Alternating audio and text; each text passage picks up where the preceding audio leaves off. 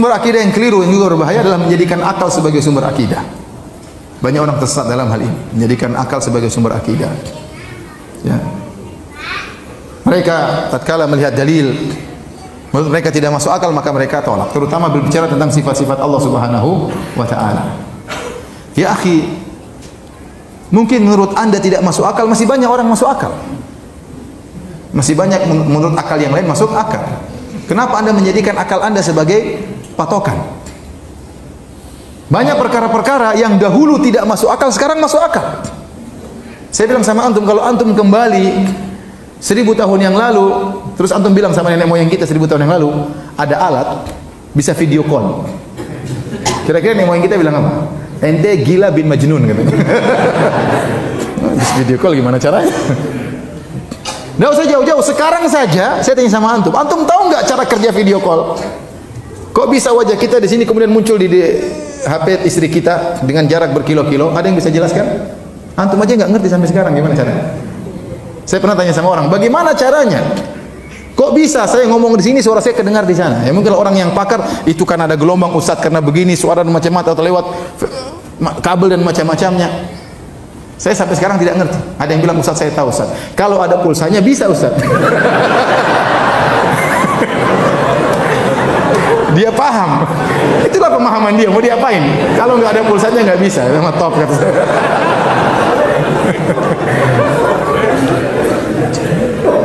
Banyak perkara-perkara yang dahulu menurut dia tidak masuk akal, ternyata masuk akal menurut orang lain. Banyak perkara-perkara yang tidak bisa kita masuk ke akal kita. Jadi akal ini punya kemampuan terbatas. Akal bahkan daya khayalnya pun terbatas. Jangankan untuk menembus memikir, bahkan daya khayalnya pun terbatas. Seandainya saya bilang sama antum sekalian, bisakah antum menghayalkan ketampanan Nabi Yusuf? Antum nggak bakalan mampu. Yang bisa antum hayalkan orang tertampan yang pernah antum lihat. Benar. Lebih daripada itu otak nggak mampu. Nggak bisa terbayang tampaknya Nabi Yusuf kayak apa. Yang perempuan lihat potong-potong jarinya nggak sadar, subhanallah. Ya, kalau antum baca buku tafsir dalam tafsir Al-Qurtubi, dalam tafsir yang lain disebutkan riwayat-riwayat Israiliyat yang aneh-aneh. Ada yang mengatakan para wanita waktu melihat Nabi Yusuf tampan, ada yang langsung mati. Beneran ini? Ada yang langsung haid tiba-tiba, ada yang langsung pingsan, saking tampannya Nabi Yusuf. Kalau kita sesuai dengan Al-Quran saja, tidak usah aneh-aneh. Waqatta'na aydiyahunna, mereka potong-potong tangan mereka tanpa sadar, saking tampannya Nabi Yusuf. Laki-laki zaman sekarang setampan apapun, kalau ada perempuan lihat ngiler sebagaimanapun, kalau kasih jarum pentul pasti teriak. Gitu tidak? Tapi Nabi Yusuf, kita bisa lihat ada orang histeris lihat orang yang sangat dia cintai. Ya Nabi Yusuf begitu muncul alaihissalam, wanita sampai motong-motong jarinya tidak sadar. Kita nggak mampu menghayalkan tampannya Nabi Yusuf. Kenapa? Otak kita daya khayalnya saja terbatas. Demikian juga daya pikirnya. Contoh sederhana, kalau saya suruh Anda menghayal tentang bidadari, Anda nggak bakalan mampu. Bayangkan cantiknya bidadari, nggak mampu. Yang paling ente bayangkan istri ente, itu yang paling cantik. Dalam tanda kutip. Mau bayangkan paling cantik perempuan, nggak mampu. Nggak mampu. Ini nanti jangan direkam ya, saya sekedar cerita aja. Saya dulu waktu di Irian, bayangkan saya tidak pernah keluar dari Irian. Lahir di Surabaya, umur seminggu langsung sudah dibawa orang tua. Saya bilang, "Mak, saya dulu di Surabaya sebulan." "Oh, bukan sebulan, seminggu sudah pergi." Lahir seminggu, kemudian naik kapal pergi ke Irian Jaya. Besar sampai lulus SMA di mana? Di Irian Jaya. Jarang perempuan cantik di sana. Ada 1-2 orang subhanallah itu jadi bintang di Sorong. Semua orang kejar-kejar, padahal biasa-biasa aja. Tapi waktu itu paling cantik karena itu yang bisa kita lihat. Gitu sampai di mana di UGM, ternyata banyak yang cantik. Daya khayal semakin meningkat. Jangan direkam ya. Terus sampai di Madinah lebih ngeri lagi. Lebih ngeri lagi. Ada cewek cantik wajahnya seperti artis ngemis, subhanallah. Benar ini. Orang-orang Palestina, orang-orang Suriah ngemis-ngemis, cantiknya luar biasa. Kita tidak bisa bayangkan bagaimana cantiknya bidadari. Apa kata Nabi SAW tentang bidadari? Mir'atuha kabiduhu. Sungguhnya kabiduha mir'atuhu. Kabiduha mir'atuhu. Kata Nabi SAW, sungguhnya hati sang bidadari adalah cermin bagi suaminya. Jadi kalau suaminya di hadapan istrinya dari bidadari, wajahnya tertampang di hatinya. Antum bisa bayangkan? Nggak bisa. Kata Nabi SAW, yura mukhu saqaiha min wara'il lahmi minal husni. Sungguhnya sumsum betisnya kelihatan dari luar, di balik dagingnya. Wah, ini setan apa bidadari? Sumsumnya kelihatan. Tapi kata Nabi SAW, minal husni, karena saking cantiknya. Kalau kita berusaha menghayal ada bidadari yang hatinya cermin, sumsumnya kelihatan, apa yang kita bayangkan? Mengerikan. Paham? Ya tidak? Menunjukkan daya hayal kita itu terbatas. Ya udah, kita azan, kita sholat, kita lanjutkan lagi insyaallah. Wallahu ta'ala alam bishawab.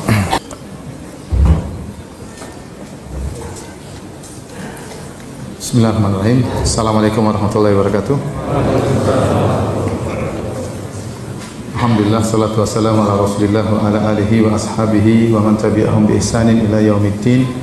Amma ba'd. Kita lanjutkan pengajian kita. Tadi telah kita jelaskan bahwasanya otak atau daya khayal kita ini terbatas, dan otak ini kemampuannya terbatas. Ada ranah-ranah yang tidak bisa dijangkau oleh otak kita, ya. Kita disuruh merenungkan tentang hakikat ruh yang ada di badan kita, kita tidak mampu. Oleh karenanya Allah berfirman, wa yas'alunaka 'anir ruh qulir ruhu min amri rabbi wa ma utitum minal ilmi illa qalila. Mereka bertanya kepada engkau tentang ruh, katakanlah ruh itu adalah urusan Rabbku, dan kalian tidak diberi ilmu kecuali hanya sedikit. Kalau ada 1000 ulama berkumpul untuk menjelaskan tentang hakikat ruh, dari unsur apakah terciptakan ruh, bagaimana sifat-sifatnya, ya, apa senyawanya, maka akan ada 1000 pendapat. Kenapa? Karena mereka semua tidak tahu tentang hakikat ruh. Padahal ruh berada dalam jiwa kita, namun tidak tahu hakikatnya. Bagaimana lagi dengan Rabbul Alamin, dengan Allah Subhanahu wa Ta'ala. Oleh karena saya menyampaikan hal ini agar kita tahu bahwasanya otak kita ini terbatas. Ada ranah-ranah yang tidak bisa dijangkau oleh otak. Maka tatkala ada datang sifat-sifat Allah Subhanahu wa Ta'ala, maka kita imani. Mungkin menurut otak kita tidak masuk akal, bisa jadi masuk akal menurut yang lainnya. Ya. Betapa banyak ahlul bidah, baik Jahmiyah maupun Al-Mu'tazilah maupun Al-Asy'ariyah, mereka menolak sifat-sifat Allah. Di antaranya seperti mereka menolak sifat Allah di atas. Dalilnya apa? Akal mereka. Kata mereka ini melazimkan tempatlah, melazimkan waktulah, melazimkan macam-macam lah. Ya. Padahal terlalu banyak dalil menunjukkan Allah di atas. Banyak sekali dalilnya. Rasulullah SAW, ya, berdoa mengadahkan kedua tangan di atas. Kalau Allah di mana-mana, ya kita ke bawah juga boleh, ke kiri juga boleh, ke kanan juga boleh. Rasulullah SAW tunjuk Allah di atas. Ya. Waktu Rasulullah SAW Isra Mi'raj, Rasulullah SAW kemana? Ke atas apa ke Bekasi? Ke atas. Ke atas. Sampai-sampai begitu dekatnya Nabi dengan Allah Subhanahu wa Ta'ala, sampai sebagian sahabat menyangka Nabi melihat Allah. Sampai ditanya dalam hadis Abu Dzar, "Ya Rasulullah, hal ra'aita rabbak?" Apa kau melihat Rabbmu? Kata Nabi SAW, "Nurun anna arahu." Ada cahaya yang menghalangi, bagaimana saya bisa melihat? Itu sudah sangat dekat. Dekat dengan Allah Subhanahu wa Ta'ala. Ya. Barang siapa yang mengingkari Allah di atas, dia mengingkari mukjizat Isra dan Mi'raj, kelazimannya. Ya, karena Rasulullah SAW untuk bertemu dengan Allah kemana? Ke atas, tanpa perantara malaikat Jibril, langsung bertemu dengan Allah Subhanahu wa Ta'ala. Dan ini keyakinan yang diyakini oleh masyarakat secara umum. Fitrah masyarakat meyakini Allah di atas. Bukankah kita sering dengar kalau ada masalah kata mereka kita serahkan kepada yang di atas? Benar atau tidak? Sering dengar atau tidak? Tanya Allah di mana? Allah di mana-mana.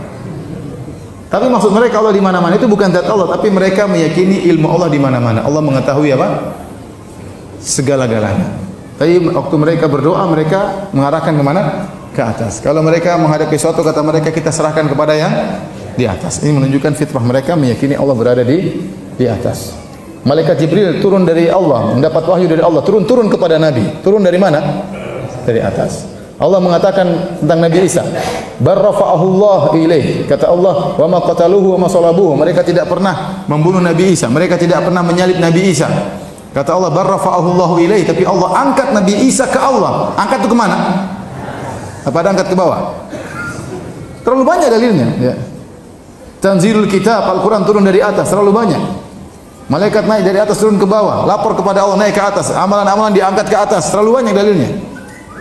Ratusan dalil kemudian dibantah dengan otak bahwasanya Allah tidak di atas. Ya. Taib.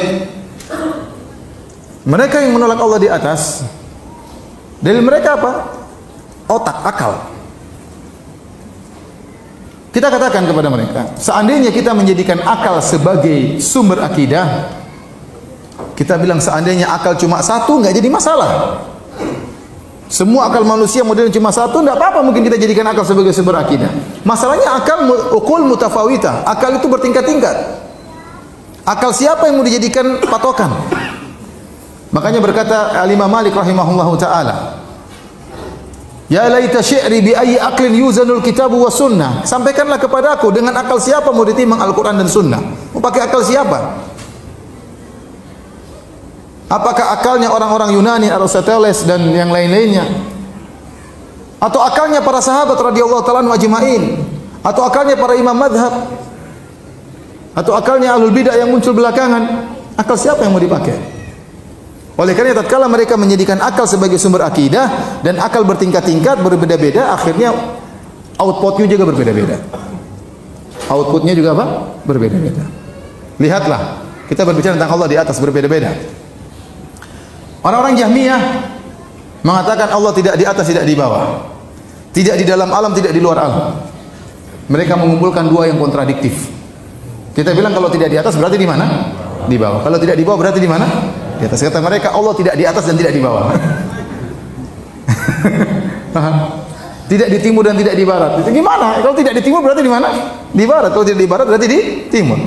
Allah di mana? Di bawah? Oh enggak, tidak di bawah. Di atas enggak. Terus di mana? Tidak di atas dan tidak di bawah. Ini enggak masuk akal.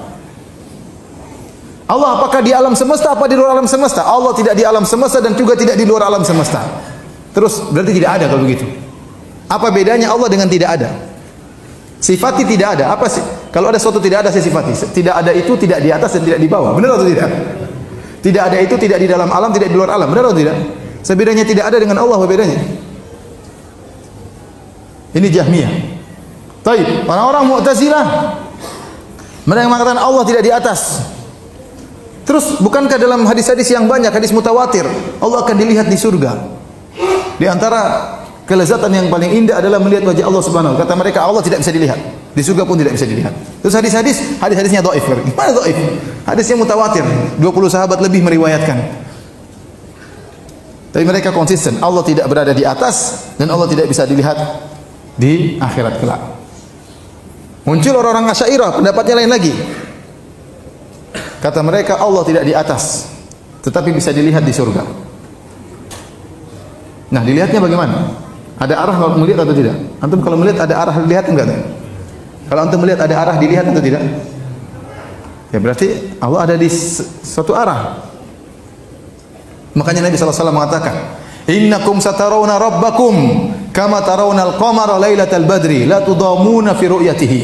Sungguhnya kalian akan melihat Allah dalam riwayat ayanan yaumal qiyamah. Kalian akan melihat Allah dengan mata kalian pada hari kiamat kelak sebagaimana kalian melihat rembulan. Rembulan di mana? Di atas. Bukan Allah seperti rembulan, tidak, tapi cara melihatnya. Sehingga kata Nabi kalian tidak perlu berdesak-desakan. Kalau rembulan perlu kita berdesak-desakan? Tidak perlu. Demikianlah melihat Allah pada hari kiamat kelak. Orang-orang Asy'ariyah bingung, kata mereka Allah tidak di atas tapi Allah dilihat pada hari kiamat. Lihatnya bagaimana? Ya pasti ada arahnya enggak?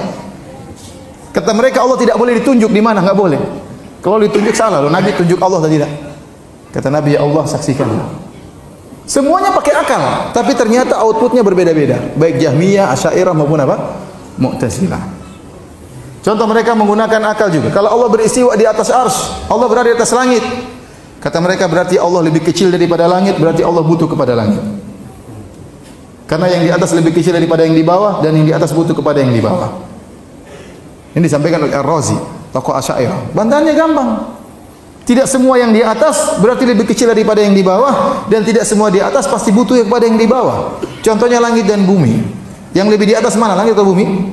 Langit. Mana yang lebih besar? Langit atau bumi? Langit lebih luas. Apakah langit butuh kepada bumi? Jawabannya tidak. Dia ada tiang. Tidak ada tiang menyangga antara bumi dengan apa? Langit. Berarti menunjukkan yang di atas tidak mesti nempel kepada yang di bawah, yang di atas tidak mesti butuh kepada yang di bawah, yang di atas tidak mesti lebih kecil daripada yang di bawah. Kalau itu antara makhluk dengan makhluk saja tidak lazim, apalagi antara Allah dengan makhluk. Menggunakan akal. Makanya semua mu'attil, semua penolak sifat pasti musyabbih. Dia pasti membagaimanakan Allah terlebih dahulu, baru kemudian dia tolak sifat tersebut. Kata dia berarti melazimkan demikian. Makanya waktu ada orang datang kepada Imam Malik bertanya, "Wahai Imam Malik, kaifa stawa? Bagaimana Allah beristiwa?" Imam Malik marah. Berkeringat sampai dia marah. Dia berkata, "Al-istiwa'u ma'lum." Istiwa kita ngerti maknanya, itu di atas. Wal kaifu majhul, bagaimananya kita tidak tahu. Wasu'alu anhu bid'ah, dan bertanya tentang bagaimananya adalah apa? Bid'ah. Kata Imam Malik, usir orang ini dari pengajianku. Kenapa? Dia bertanya tentang bagaimananya. Nah, anda bagaimana tahu bagaimananya? Kalau anda ingin tahu bagaimananya sifat Allah, anda harus tahu bagaimana zat Allah terlebih dahulu. Dalam kaidah al-kalamu fi sifat far'un 'anil kalami fi dzat. Pembicaraan tentang sifat adalah cabang dari pembicaraan tentang zat. Kalau anda tahu bagaimana zat Allah, baru anda tahu bagaimana sifatnya Allah. Kalau anda tidak tahu bagaimana zatnya Allah, bagaimana anda bisa bayangkan sifatnya Allah? Kalau anda ingin membayangkan tentang Allah di atas arsy, bagaimana bayangannya? Pertama, anda harus tahu Allah seperti apa, zatnya bagaimana. Terus kedua, anda harus tahu arsy seperti apa, baru anda bisa bayangkan Allah di atas arsy. Kalau anda arsy saja anda tidak tahu, Allah pun anda tidak tahu, terus gimana anda bayangkan? Beriman saja kepada ayat-ayat Al-Quran. Ar-Rahmanu 'alal arsy istawa, Allah beristiwa di atas arsy. Sudah selesai. Itulah pemahaman para sahabat. Jangan kita gunakan akal kita kemudian menolak apa? Hadis-hadis dan ayat-ayat. Hati-hati. Ya. Tatkala kita berpegang kepada akal, akhirnya macam-macam akhirnya penafsiran karena akal berbeda-beda. Ya, karena akal berbeda-beda. Oleh karenanya hadirin dan hadirat yang dirahmati Allah Subhanahu wa taala, dalam masalah akidah kita ya di antara cara yang keliru menjadikan akal sebagai sumber akidah.